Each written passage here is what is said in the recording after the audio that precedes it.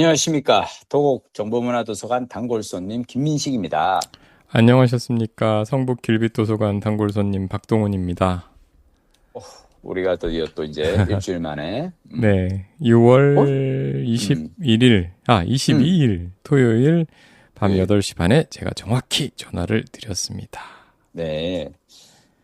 지난 한 주간 궁금했어요. 네, 과연 네. 우치다 다츠루 선생은 왜 인구 감소가 위험하다고 하는 것이 착각인지. 그러니까 이분 책 제목으로 보면 그러면 인구 감소가 위험하지 않다는 얘기잖아. 인구 감소를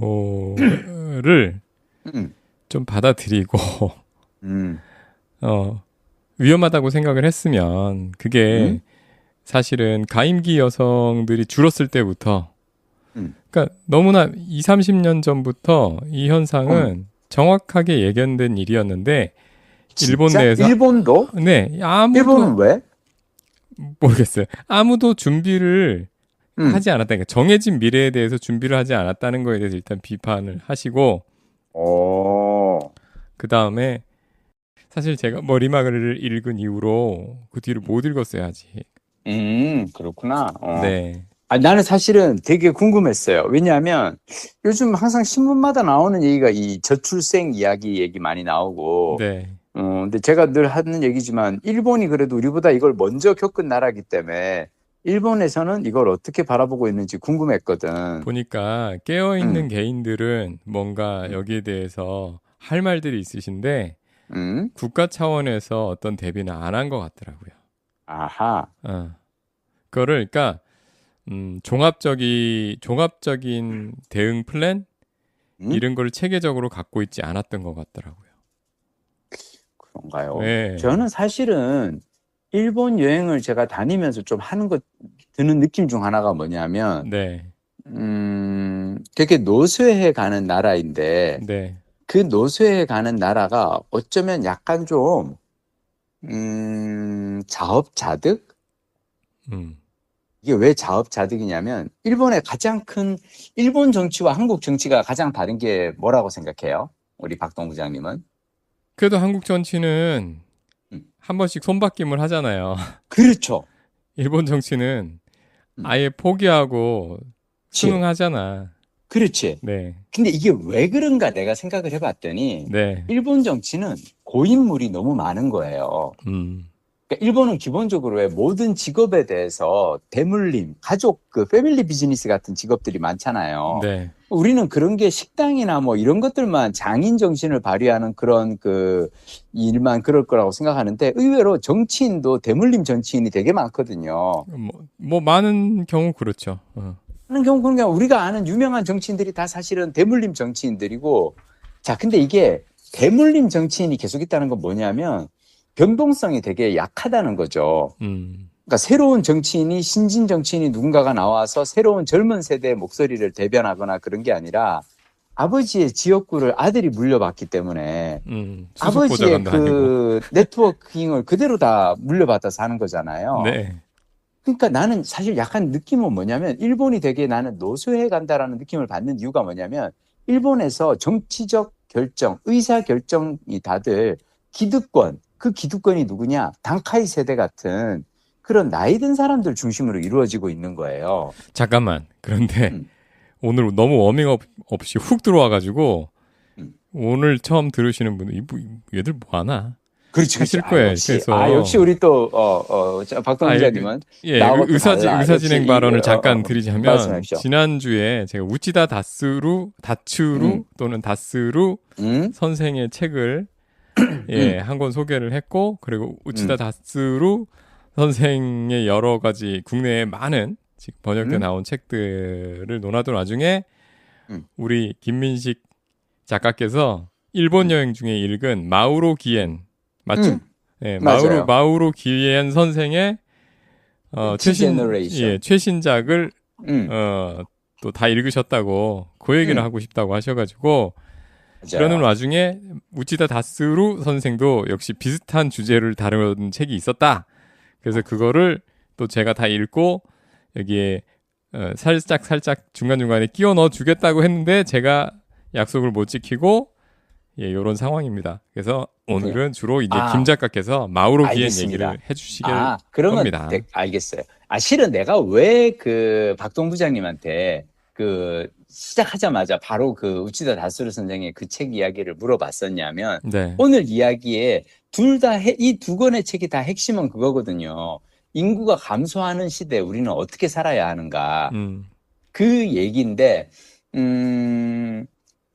나는 우치라 다스루 선생이 그래서 이걸 해법을 뭐라고 했는지가 궁금했고, 그리고 사실 내가 멀티제너레이션 이 대전환의 시작이라는 책에서 공부하고 배운 게 너무 많아요. 그래서 막 이걸 나는 막 내가 내 얘기 일단 시작하면 너무 막 달릴 것 같아서 그 전에 나는 박동 부장님한테 얘기를 좀 듣고 싶었던 건데, 자, 이 책을 보면 우리가 다 아는 그 세 가지 큰 변화를, 직업의 세계에 대해서 세 가지 큰 변화를 얘기를 하십니다. 첫 번째, 수명이 느는 거죠. 네. 사람들이 일단 수명이 느는 거. 한국의 경우 60세 생일을 맞은 사람의 기대 여명은 25년이에요.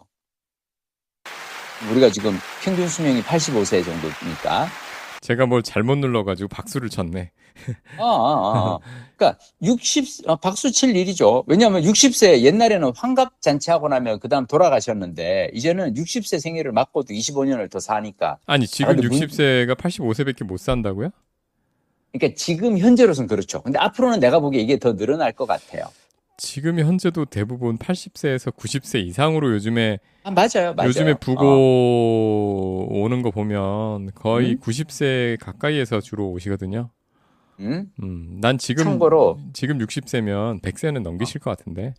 100세는 모르겠고, 근데 참고로 마우로 기에는 와튼스쿨 미국 교수잖아요. 네. 미국의 연구자들이 한국의 통계를 참고하다 보면 그 한국의 통계는 조금 한 2, 3년 정도 지난 걸 수도 있을 거고, 그리고 학자들은 대부분 보수적으로 이거를 하는 걸 되게 좋아하더라고요. 네.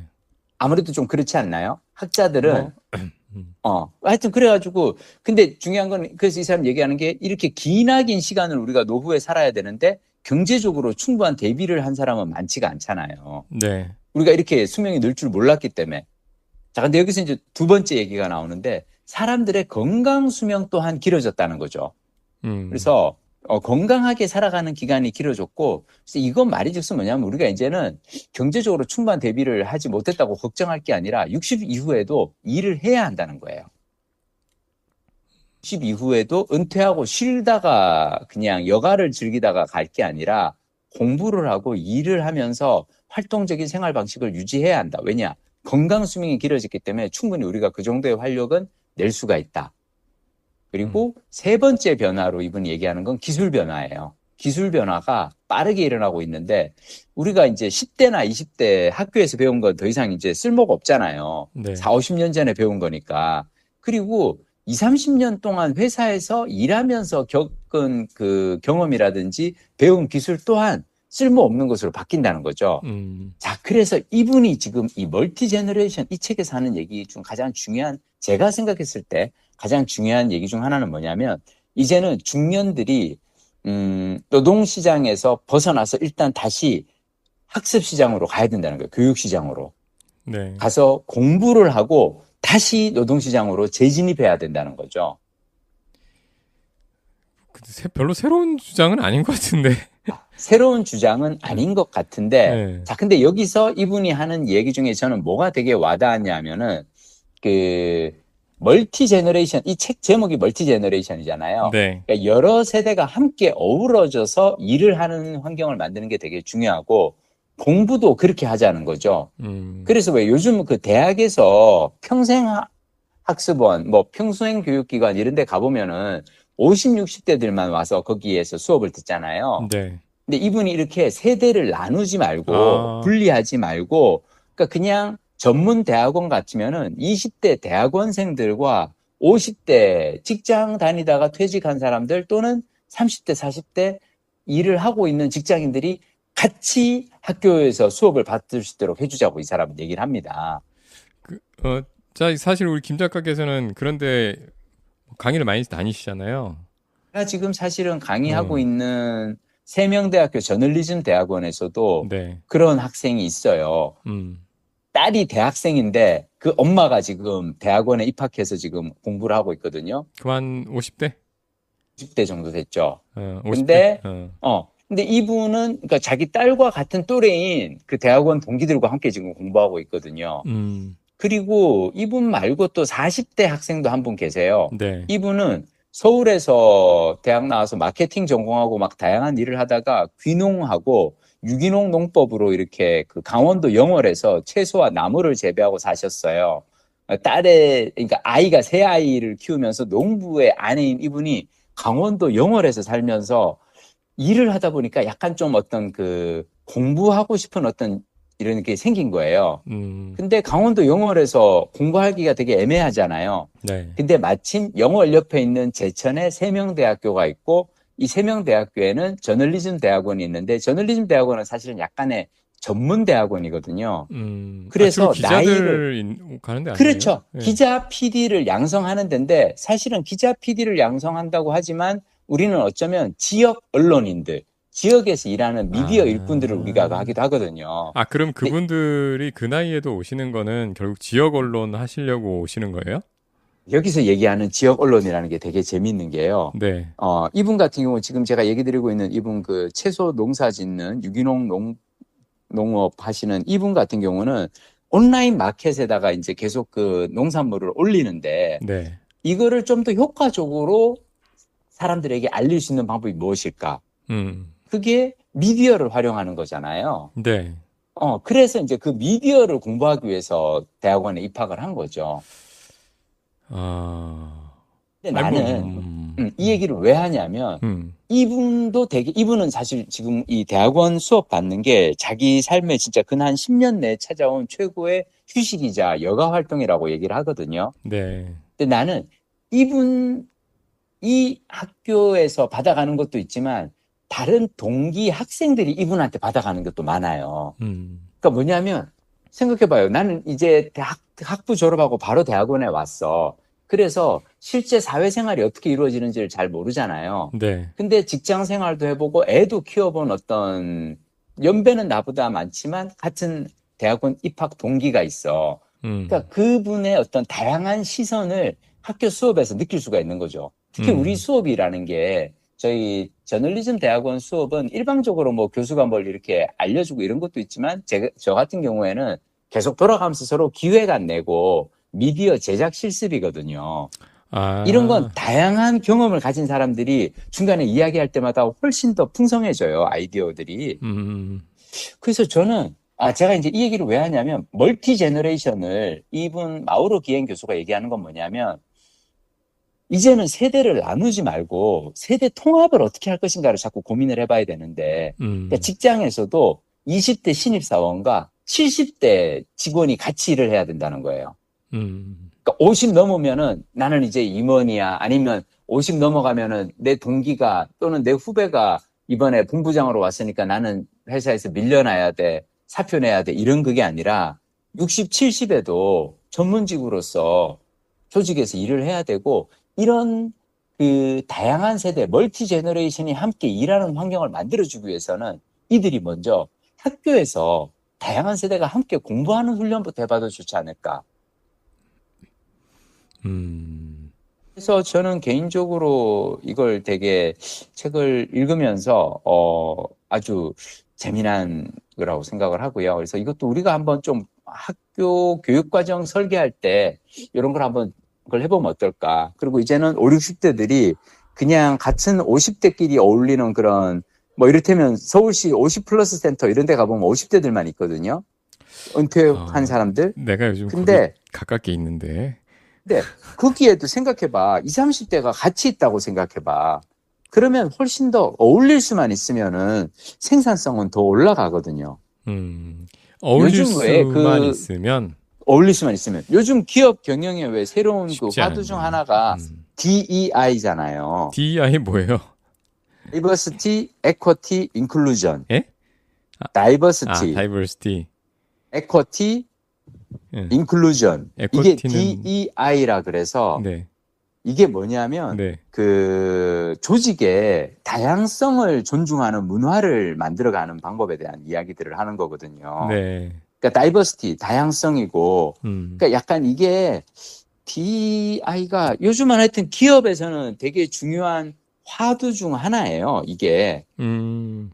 그래가지고 사람들이 어떻게 하면은 이거를 잘 할 수 있을까? 그러니까 다양성, 공정성, 포용성, 음. 이런 얘기를 이제 많이 하는데 나는 이게 기업에서 이런 분위기를 조직의 구성원들의 다양성을 추구하기 위해서는 학교에서도 이런 걸 좀 추구해보면 어떨까?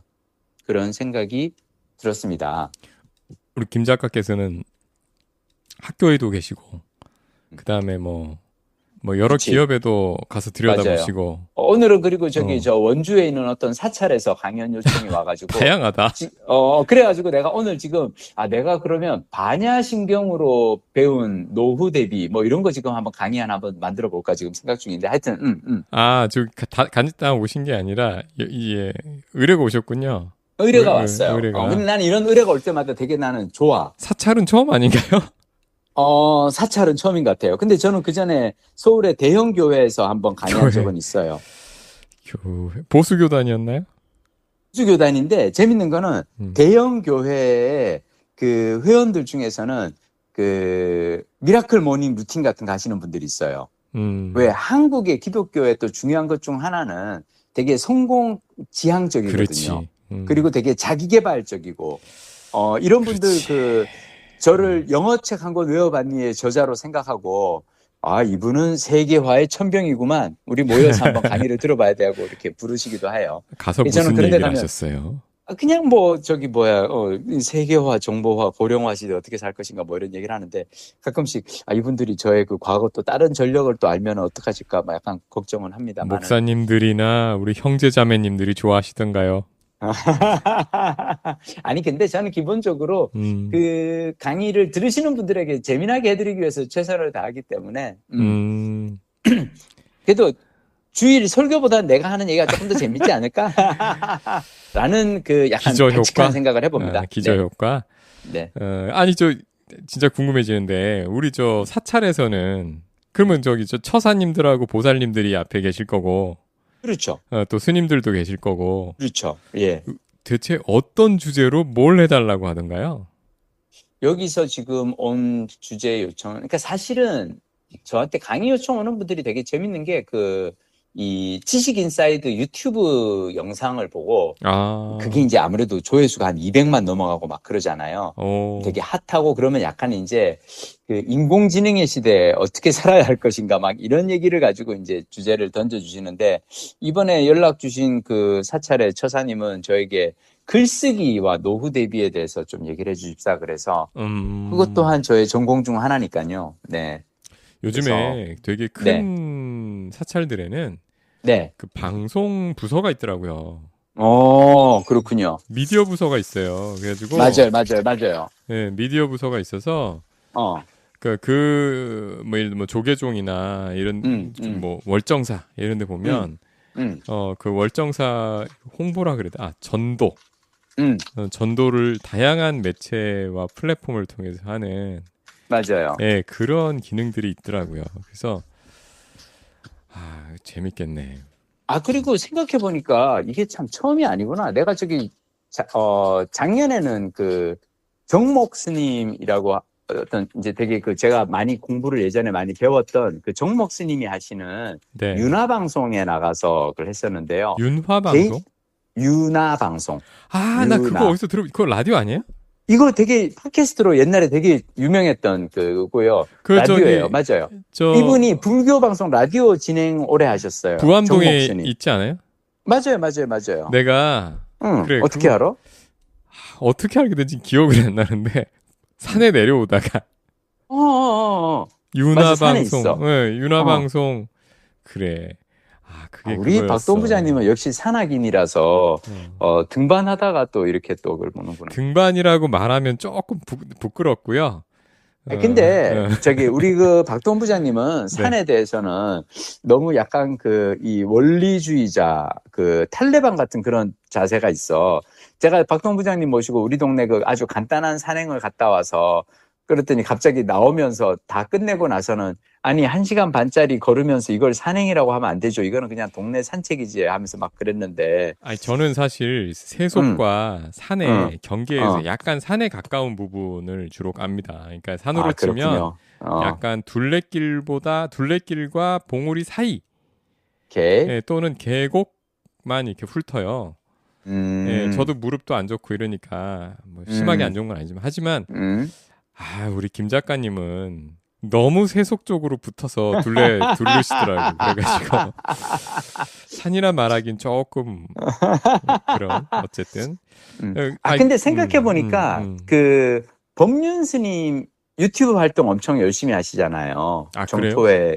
그럼요. 음, 법륜 스님의 증문즉설은 제가 되게 유튜브에서 즐겨보는 것 중 하나고, 네, 제가 생각해 보니까 미디어는요, 이제는 어떤 종교인이든 신앙이든 이제 사실은 그냥 있으면은 점점 위축될 수밖에 없거든요. 요즘 네, 10대, 20대들은 더 이상 신앙에 관심이 없잖아요. 네, 그렇기 때문에 그래도 포교, 자신들의 어떤 생각을 널리 알릴 수 있는 방법 중 하나는 그나마 미디어가 아닐까요? 음, 음, 그렇죠. 그 마우로기엔에서 제가 옆으로 너무 새서 왔는데, 그래서 음, 아까 말씀해주신 마우로기엔 이 멀티 제너레이션의 새로운 맞아요. 아이디어는 음, 일단 이 세대를 쪼개놓고 공부시키지 말고 또는 그치. 쪼개놓고 오래 일을 시키지 말고 음, 모아놓고 서로 시너지가 나게 공부를 시키든 그렇죠. 일을 시키든 해라. 음, 음. 이건가요? 핵심 메시지가? 저는 사실은 역시 우리 박동재님 예리하다. 지금 박동재는 대충 느낌이 이거야.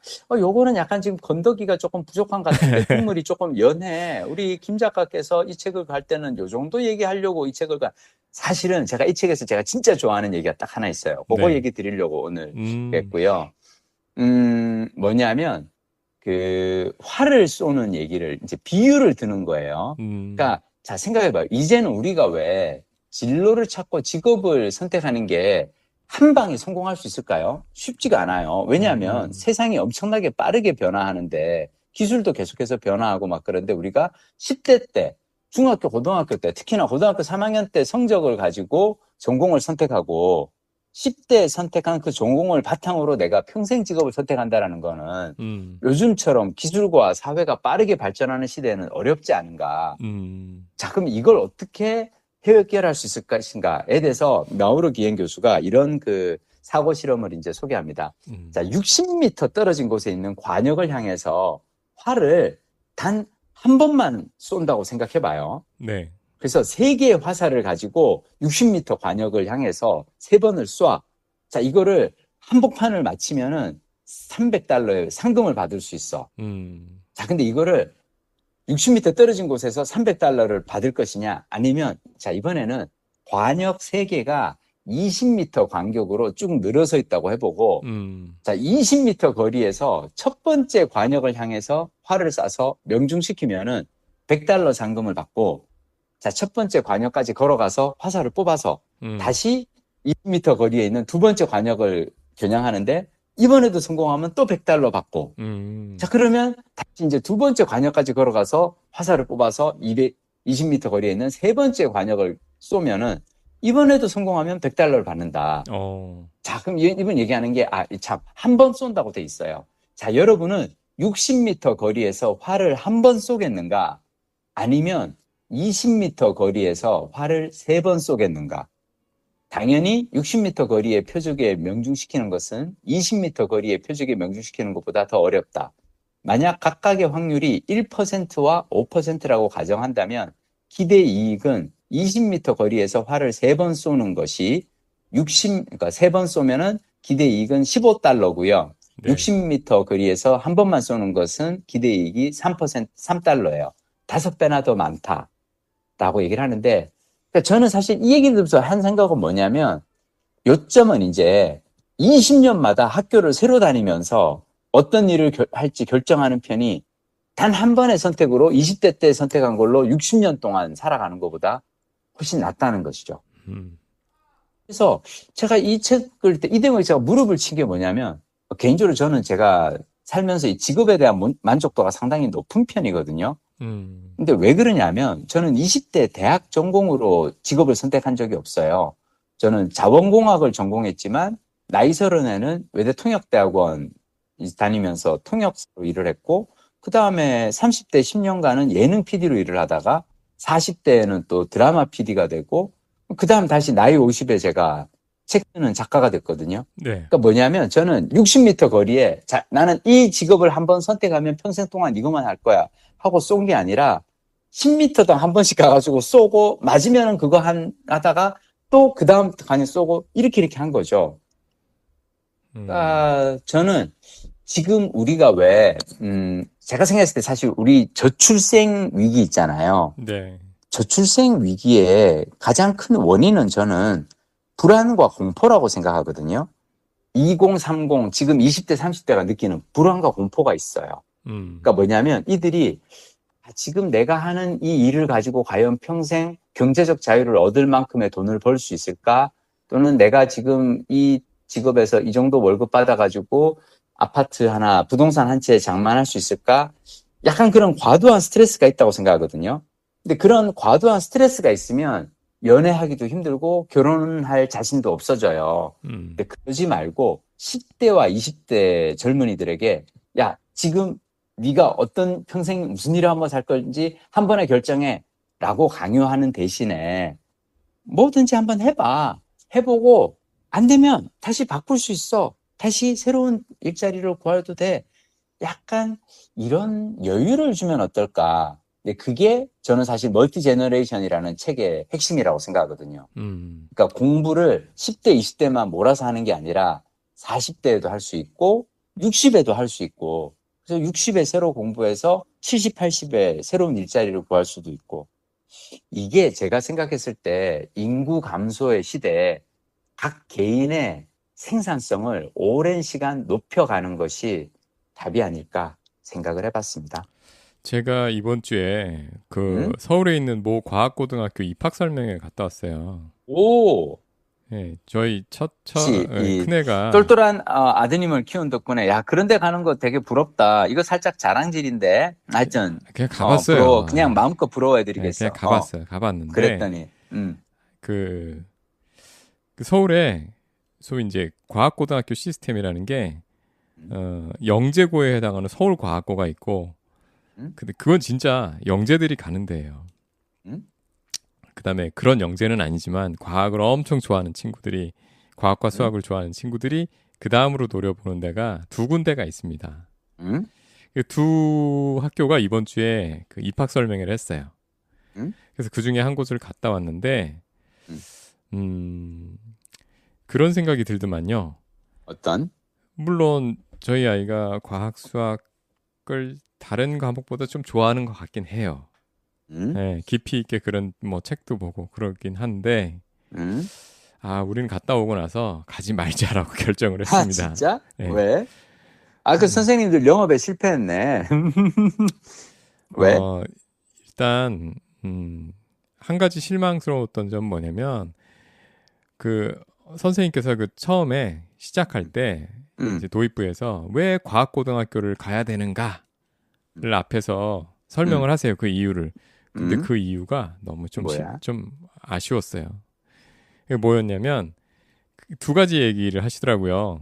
우리 서울 연고 그다음에 한양대 뭐 이렇게 서울의 주요 대학들 또 뭐 포스텍 뭐 카이스트 뭐 이만큼 갔어. 그리고 우리나라 대기업 뭐 8대 대기업 쫙 늘어놓고 이 중에 80%가 이공계야. 문과가 뭐 힘들어. 그러니까 이거예요. 그리고 또 세 번째로 한 얘기가 그거 있죠. 이렇게 이 생애를 이렇게 딱 놓고서 적자인 시기와 흑자인 시기를 보여주는 그래프 있죠. 그러니까, 그건 우리 재테크에서 흔히 많이 설명하는 거잖아. 그래서 보면은 그거를 고등학교 30년 공부하고 그러니까 한 20, 30년 공부할 때까지는 적자. 그리고 취직해서 흑자. 그러다 이제 퇴직할 때부터 다시 적자 인생이야 이렇게 단순화시킨 거 있잖아요. 그런데 거기 보면 우리나라는 점점 취업 연령은 늦어지고 퇴직 연령은 빨라지니까 적자 기간이 늘어나고 있어. 흑자 기간은 줄어들고 있어. 그런데 과학고등학교로 가면 조기 졸업하고 그리고 석박사 연구과정까지 하게 되면 굉장히 빨리 취직할 수 있어. 그러니까 흑자 기간을 늘릴 수 있어. 요런 걸 근데 쭉 하시는데 요 세 가지 얘기는 누군가가 들으면은 되게 솔깃한. 아니 그런데 그게 보세요. 어. 거기에 이 과학고등학교라는 데는 예를 들면 하루 수업을 하면 어떤 날은 과과 이런 날도 있을 정도고 우리가 대학 때 배웠던 그런 전공 과목들 있죠. 그거를 거의 2년 내에 끝낸다고 보시면 돼요. 대학교 한 2학년 때 심하면 3학년 때 배우는 과목들을 몰아가지고 빨리 가? 그렇게 저는 급하게 가? 그렇게까지 밀도 있게 하더라고요. 들어가자마자 한 1학기 지나면 와. 바로 그냥 대학에서 배우는 과목들을 때려 박아요. 자, 그렇게 애들을 이제 16살 그렇게 된 애들한테 그렇게 밀도 있게 단기간에 어마어마한 과학, 수학 학습을 시킨 결과 그 목적이 빨리 취직해서 인생의 흑자 많이 버는 기간을 늘려라? 그거였다면 이게 얼마나 허망한 얘기입니까? 솔직히 슬프지. 아니, 좀 그리고 슬픈 그냥 얘기잖아요. 나는 솔직히 그냥 오히려 이렇게 얘기를 해야지. 수학이나 과학을 좋아하는 아이들이 와서 그 흥미를 잃지 않게끔 즐기면서 공부할 수 있는 곳입니다. 물론 이게 좀 심심한 얘기긴 하지만 그게 우리가 정말 바라는 거 아닌가? 이상적인? 아니면 우리 어렸을 때처럼 좀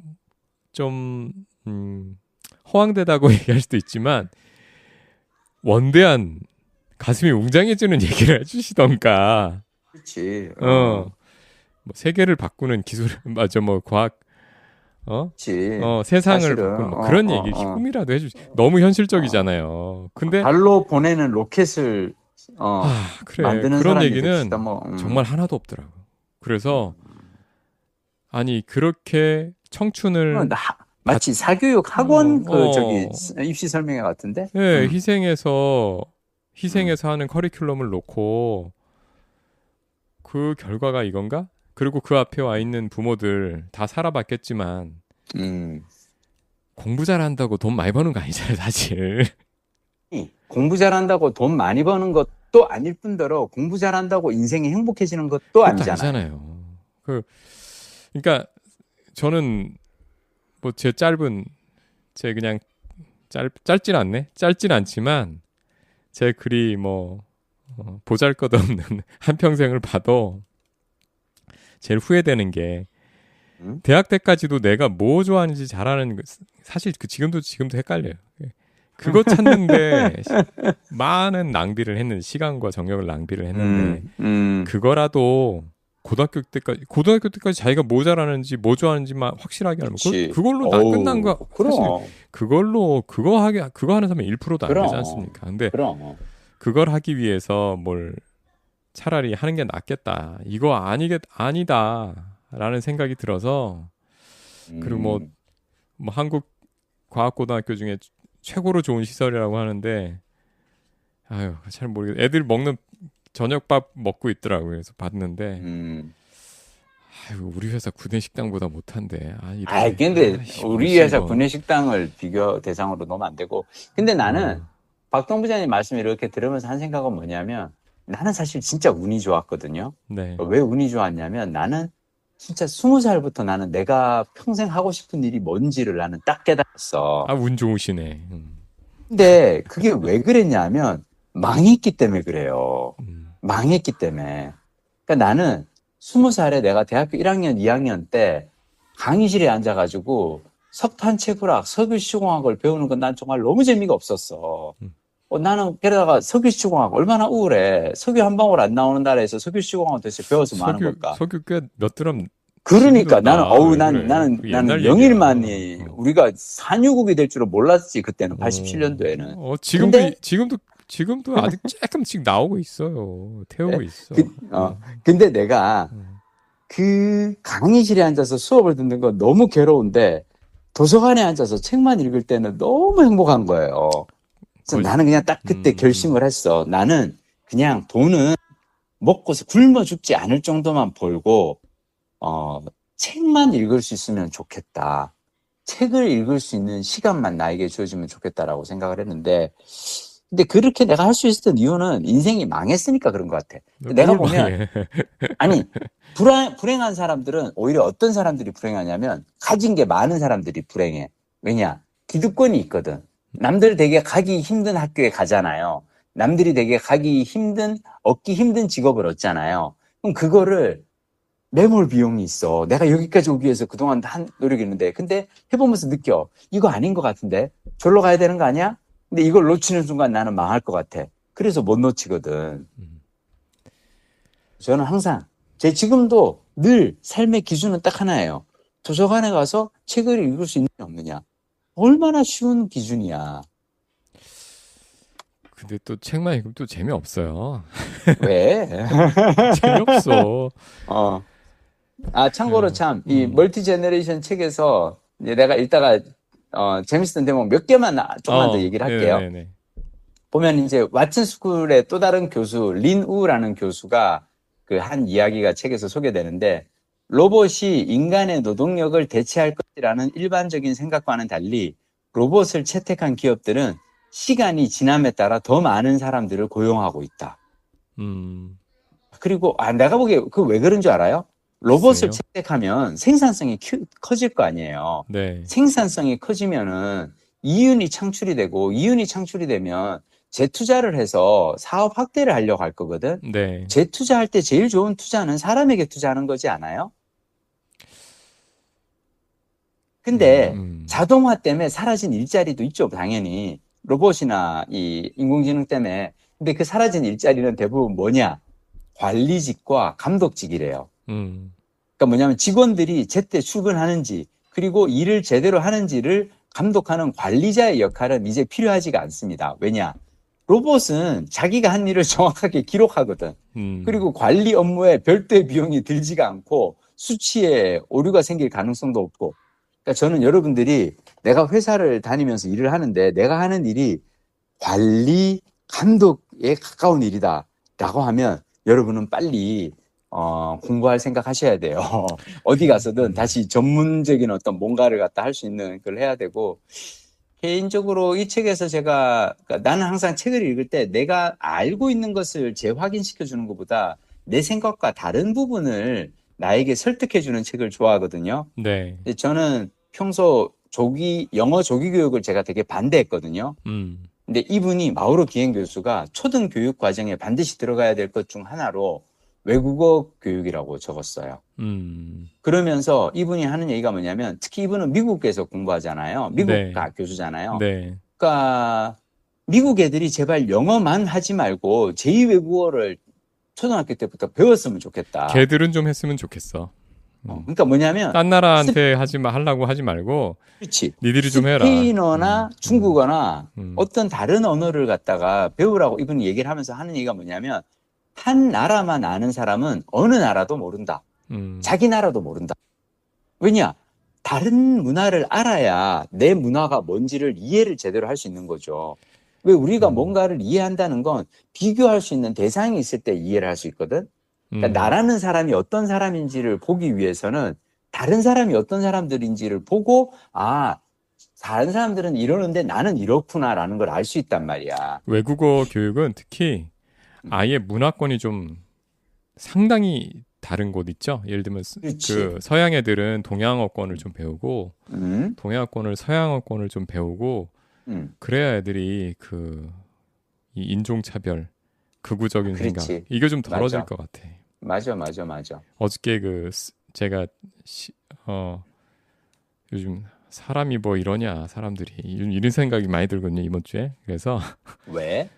여기 여러 가지 일이 좀 복합적으로 많아요. 그런데 넷플릭스를 뒤지다가 넷플릭스는 뭐 이렇게 돈도 많이 벌었는데 최신 영화가 없냐 이러다가 스팽글리쉬란 영화를 보게 됐어요. 그 누구더라 그 코미디 배우 애덤 샌들러 나오는 거 아닌가? 맞아요. 거기 재밌어요? 아직 난 못 봤어. 보세요. 재밌어? 알았어, 봐야겠다. 그 뭉클한 게 있어. 근데 이 영화 이게 주제인지 잘 모르겠는데 거기에 나오는 백인 상류층 가정이 있는데 거기에 이제 모두가 그렇진 않은데 거기 엄마가 음, 그 백인 상류층의 엄마가 그 아줌마가 참 거슬리는 사람이에요. 그런데 음, 되게 편협해. 음, 세상에 앵글로색슨이라는 계급이 있고 음, 나머지 그러니까 다른 사람들에 대해서 그렇지. 뭔가 그런 사회적인 척도로 음, 위쪽에 있지 않은 사람들에 대해서 음, 뭐라 그럴까 너무 이해하지 못하고 음, 상처를 계속 주거든요. 음, 그 아줌마한테 동양의 음, 언어를 제대로 공부시키고 싶더라고.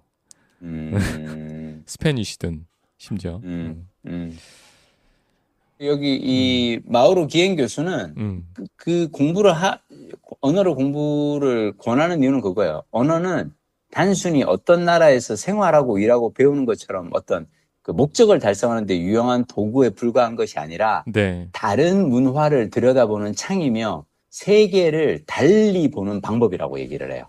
아까 또 그러니까, 스포츠 뉴스 잠깐 보니까 음, 그 뭐 이름은 생각 안 나는데 뭐 우루과이 선 출신 무슨 선수가 음, 손흥민에 대해서 뭐 음, 인종차별적 뭘 했나 봐요. 난 음, 그런 애들 음, 교화형으로 음, 외국어 그 이제 그놈이 이제 인종차별한 그쪽 어, 문화의 어, 학점을 얼마 음, 이상 취득하지 음, 못하면 계속 음. 그걸 들어야 되는 형벌을 줘야 된다고 생각을 해.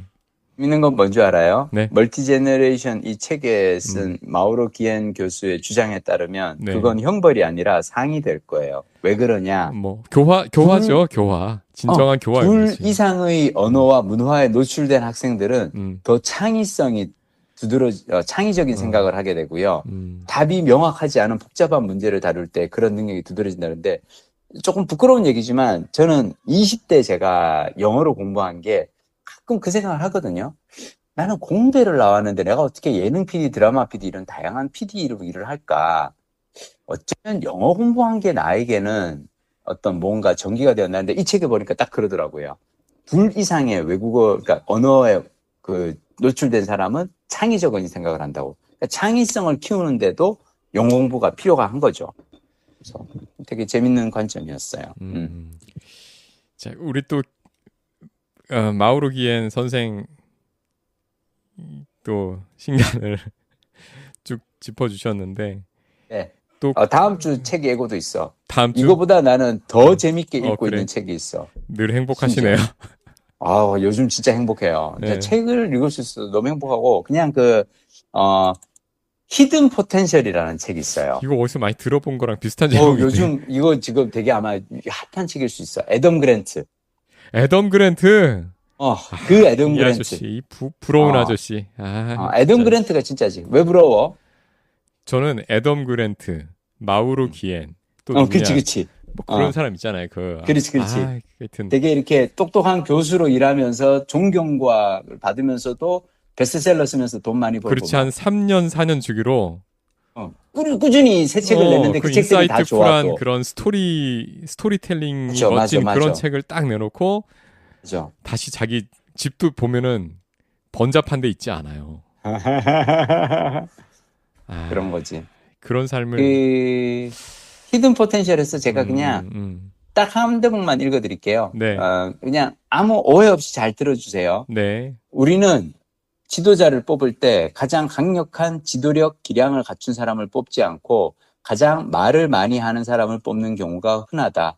이를 수다 효과라고 일컫는다. 네, 집단은 가장 말을 많이 하는 사람을 승격시킨다는 연구 결과가 있다. 우리는 자신감을 능력으로 오해하고 확신을 신뢰성으로 오해하고 양을 질로 오해한다. 우리는 토론의 수준을 높이는 사람보다 토론을 장악하는 사람을 뒤따르는 상황에 갇히게 된다. 목소리 큰 사람은 자격도 없는데 지도자로 부상하는데 그치지 않는다. 허튼 소리를 가장 많이 하는 사람들은 공도 독차지한다. 친화력 기량이 가장 형편없고 자아가 가장 강한 사람들은 대개 권위를 행사하고 팀과 조직에 해를 끼친다. 자, 그러고 마지막 이분이 딱 그 지도자의 세 가지 지도자를 딱 얘기를 합니다.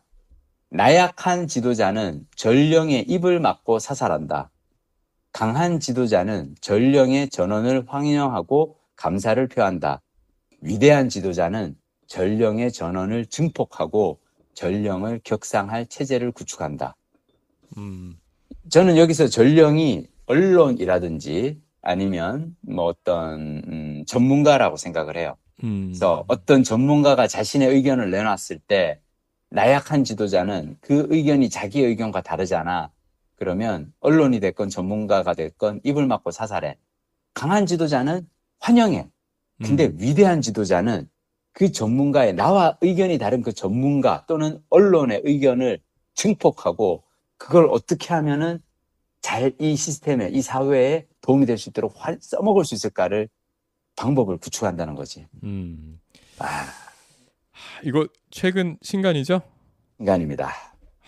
이거 좀 읽어야 될 사람이 있는데. 2024년 1월 24일 날 나왔고요. 네. 히든 포텐셜.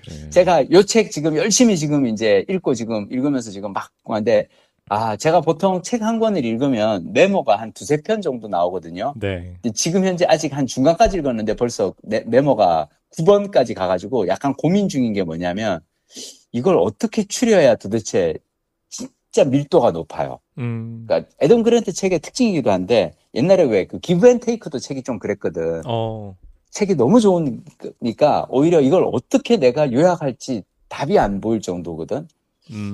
제가 다음 주에는 그 과업에 한번 도전해 보겠습니다. 성공을 이루는 숨은 잠재력의 과학, 히든 포텐셜. 다음 주 시간을 기대해 주세요. 기대하겠습니다.